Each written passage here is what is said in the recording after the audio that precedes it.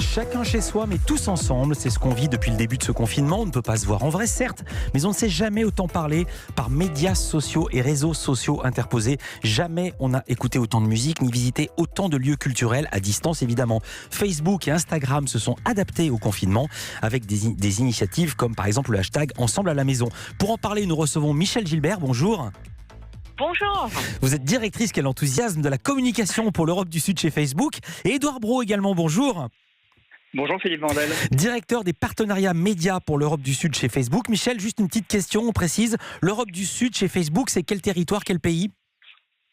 J'ai le plaisir de gérer la France, l'Espagne, le Portugal, l'Italie et l'Israël. En fait, c'est un très très beau pays.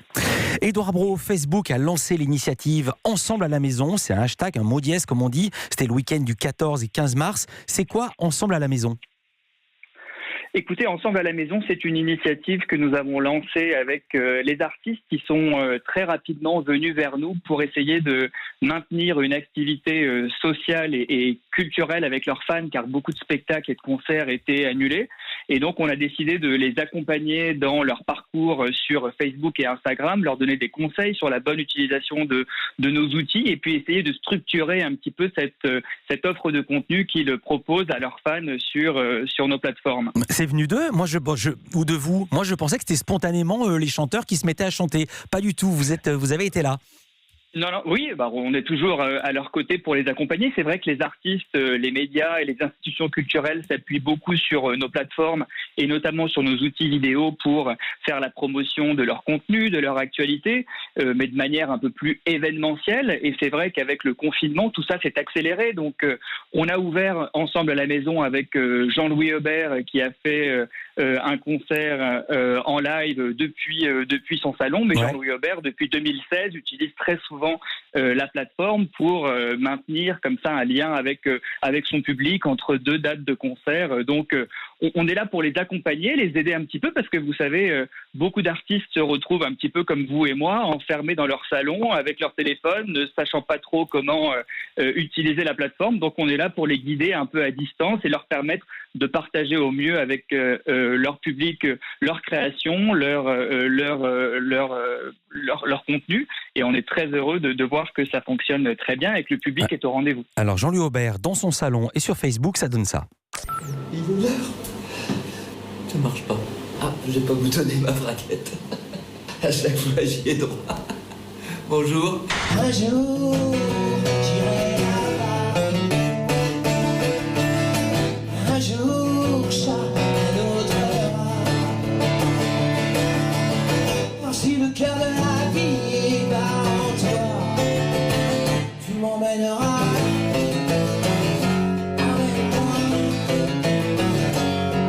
Alors le concert de Jean-Louis Aubert, une fois la braguette remontée en live depuis chez lui dimanche 15 mars sur sa page Facebook, écoutez bien ce chiffre, plus d'1 million de spectateurs au rendez-vous, des fans qui lui ont laissé pas moins de 65 000 commentaires d'encouragement, de remerciements, même au Stade de France ou à la U Arena, on n'a pas ça. Et le lendemain, donc lundi 16, c'était au tour de Mathieu Chédid, alias M, de faire un live accompagné de Pierre Richard. Spectacle aurait dû être joué à la Scala à Paris le vendredi suivant, spectacle en hommage à sa grand-mère André Chédid qui aurait eu 100 ans.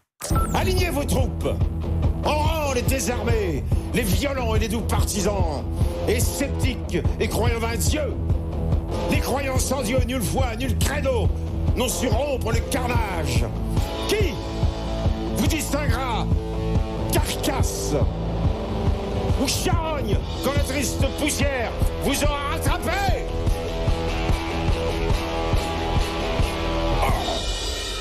Ça jette un froid, non ? Dis donc Pierre Richard.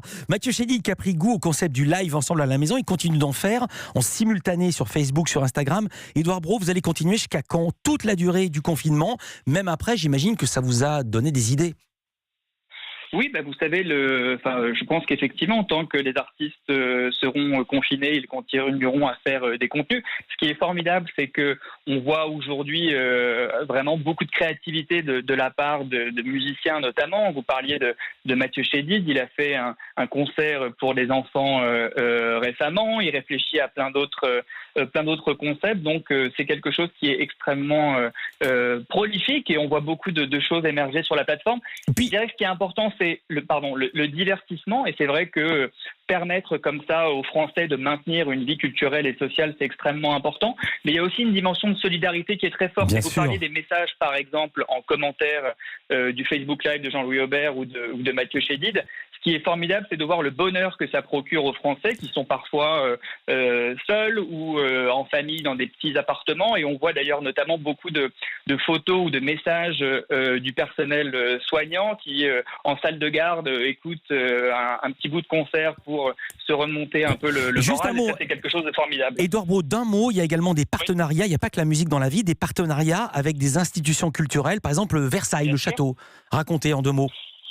Alors, le château de Versailles et bien d'autres utilisent, comme je le disais, la plateforme depuis longtemps pour communiquer. Le Grand Palais le fait également. Et hier, par exemple, vous avez le jardinier en chef du château de Versailles qui, seul dans le jardin, a fait un Facebook Live pour permettre à la communauté des gens qui suivent le château de comprendre un peu comment était le jardin actuellement, etc. Donc, on permet à ces grandes institutions de maintenir une forme de communication et d'informer les Français sur leur propre actualité en cette période de confinement. J'adore. S'il est tout seul dans le jardin du château de Versailles, je vous dis pas les mauvaises herbes. Vous restez avec nous, notre infomédia qui continue avec Michel Gilbert, directrice de la communication chez Facebook, et Édouard Brault. Une pause, à tout de suite.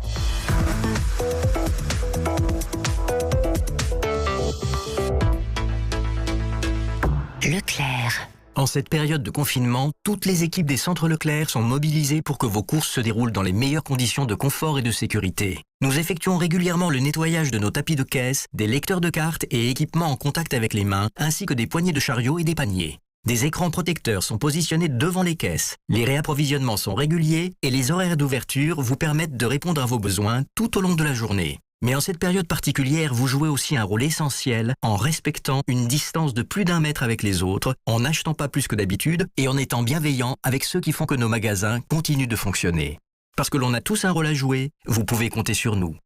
Leclerc. Si vous êtes inscrit à Pôle emploi, il faut continuer à vous actualiser normalement. Dès maintenant et jusqu'au 15 avril, actualisez-vous comme d'habitude sur votre espace personnel sur pôle-emploi.fr ou sur l'application Pôle emploi Mon Espace. Si ce n'est pas possible pour vous, vous pouvez vous actualiser en appelant le 39 49. C'est vraiment très simple. Pôle emploi soutient l'effort collectif de confinement. Alors restez chez vous. Nous redoublons d'efforts pour vous répondre par téléphone au 39 49. Pôle emploi, on est là pour vous. Europe 1 Culture Média. Philippe Vandel. Avec le confinement, Facebook est devenu, on l'a vu, une immense salle de concert, un musée géant, à la seule différence que ses places sont gratuites. Michel Gilbert, vous êtes la directrice de la communication pour l'Europe du Sud, c'est comme ça qu'on dit, c'est chez Facebook, mais l'Europe du Sud englobe évidemment la France. Quelle hausse de trafic avez-vous pu constater depuis le début du confinement ? Donc, nous avons constaté que, par exemple, les messageries WhatsApp et Messenger ont augmenté en trafic de messages de 50%. Nous avons également vu que les nombres de messages vidéo sur ces plateformes ont augmenté de 100%. Donc, en fait, on voit que la messagerie vidéo et aussi la messagerie avec des personnes soit sur WhatsApp, soit sur Messenger a augmenté, pratiquement doublé, en fait, dans cette période de crise. Et le nombre de lives, par exemple, sur Instagram, parce qu'on parlait de solidarité à la maison, avec Ensemble à la maison, a également augmenté, a doublé le nombre de live sur Instagram. J'ai vu un chiffre, j'arrive pas à le croire, en Italie. Vous pouvez me donner le chiffre ? J'arrive pas à croire ce que je suis en train de lire sur les fiches. De combien ça a augmenté en Italie, le trafic ? Le trafic a aussi doublé pendant cette période de confinement. Également, comme on parlait de WhatsApp et sur la messagerie, ça a doublé. C'est assez fort que le soir le 1er de l'an, quand tout le monde envoie des messageries, mais ça, c'est tous les jours. Voilà, j'avais lu plus de 1000%, donc c'était pas vrai. Donc attention aux fake news, on va en parler. La hausse du trafic arrive à tel point que vous avez dû diminuer la qualité des vidéos distribuées en Europe pendant un certain temps, c'est-à-dire ? C'est-à-dire, nous, c'est très important que chacun puisse accéder au réseau pendant cette période qu'on est confiné chez soi, que ce soit pour l'éducation, pour le divertissement. Donc, c'est notre responsabilité également de jouer le rôle de responsable et de réduire le débit des vidéos afin que tout le monde puisse se connecter et tout le monde peut profiter des services qui sont cruciaux pour s'informer et pour se divertir pendant la crise. Le débit est toujours baissé ou c'est simplement quand il y a une forte affluence ? Est-ce qu'on peut voir des vidéos en qualité initial, si j'ose dire, au milieu de la nuit ou au petit matin? Nous gardons en fait le débit baissé pendant toute la période pour s'assurer que nous n'avons pas de problème de trafic ni de débit. Ça vient de Facebook ou ça vient des États, des gouvernements? Je fais référence à l'État français qui a demandé spécifiquement à Disney de ne pas lancer sa plateforme Disney+ à la date prévue pour ne pas encombrer les tuyaux, les réseaux sociaux. Bon, je pense qu'en fait, c'est vraiment, on réfléchit ensemble. Nous, c'est notre rôle de faire ce qui est responsable pendant cette période. On a déjà parlé de comment lutter contre les fausses informations. Nous, c'est notre responsabilité également de laisser la place sur les réseaux. Donc, ça ne empêche rien et ça ne va pas dégrader l'expérience de l'utilisateur, de réduire nos débits. Donc, c'est normal que nous le faisons. Donc, Puisque vous en parlez, je vais enchaîner là-dessus, Michel Gilbert. Les gens vont sur Facebook pour se divertir, pour s'entraider, mais également pour s'informer. On trouve de tout, je vous apprends rien, du vrai et du faux. Est-ce que vous avez mis des dispositifs spécifiques en place pour éviter la propagation de fake news? Évidemment, vous savez que le climat est propice à la propagation de fake news quand les gens ont peur pour leur santé, voire même parfois pour leur survie. Oui, totalement. Et en fait, lutter contre la diffusion des fausses informations est toujours en priorité chez Facebook, que ce soit pendant cette période de crise, mais aussi tous les jours. Donc, c'est un combat sans relâche, parce que, comme vous l'avez dit, malheureusement, il y a des personnes qui aiment bien partager ce genre d'informations, que ce soit pour un gain financier ou autre. Donc, nous avons bien évidemment mis en place un dispositif très important. Tout d'abord, c'est donner accès aux informations qui sont officielles des organismes de santé et des autorités. C'est-à-dire qu'en premier, chaque personne qui était sur Facebook ou sur Instagram a vu se proposer une multitude d'informations qui pointaient vers les informations des organismes officiels. Donc, plus de 1 milliard de personnes, je répète, ont vu ces informations dans leur fil d'actualité ou sur leur fil Instagram. Donc, tout d'abord. Ensuite, nous travaillons avec des vérificateurs d'informations, des médias qui sont experts en information, qui vont regarder les informations et si ces informations sont fausses, il va être dégradé et également il va y avoir un filtre qui est mis sur l'information pour prévenir chaque utilisateur que l'information est fausse. C'est une barrière pour dire, écoutez, vous êtes en train de voir quelque chose qui est considéré comme fausse, ne le partagez pas. D'accord. Et si cette information peut nuire à la santé ou peut vraiment faire mal aux utilisateurs, l'information est supprimée immédiatement. Vous la supprimez. Michel Gilbert, l'initiative Ensemble à la maison a fait des petits. Vous avez lancé également il y a quelques jours Ensemble solidaire, c'est un hashtag. Chaque jour à midi sur la page de Facebook France, vous présentez des initiatives de solidarité. Lesquelles avez-vous mises en avant? Il y a tellement d'élan de solidarité en ce moment, c'est incroyable. Donc, encore une fois, dans la continuation et le prolongement d'Ensemble à la maison, on a vu naître toutes ces initiatives de solidarité qui avaient besoin de visibilité. Donc, nous avons décidé que chaque jour, on mettrait à l'honneur et on mettrait en avant une initiative différente. Donc, par exemple, il y a un groupe soutien aux soignants qui demande à chacun qu'est-ce qu'il peut donner pour aider les soignants, soit faire un repas, soit donner un lit. Donc là, on voit l'engouement déjà et en plus, on peut le faire par localité. Là, je suis en Île-de-France, donc je peux proposer un lit pour les soignants de l'hôpital Foch à côté de chez moi, par exemple. Exactement, et c'est tous les jours, je le précise, pardonnez-moi, parce qu'il faut donner la place à l'info, c'est tous les jours à midi les initiatives solidaires du jour sur la page Facebook. Merci beaucoup Michel Gilbert, directrice de la communication pour l'Europe du Sud chez Facebook, et votre collègue Édouard Brault, lui est patron des partenariats médias chez Facebook également. Culture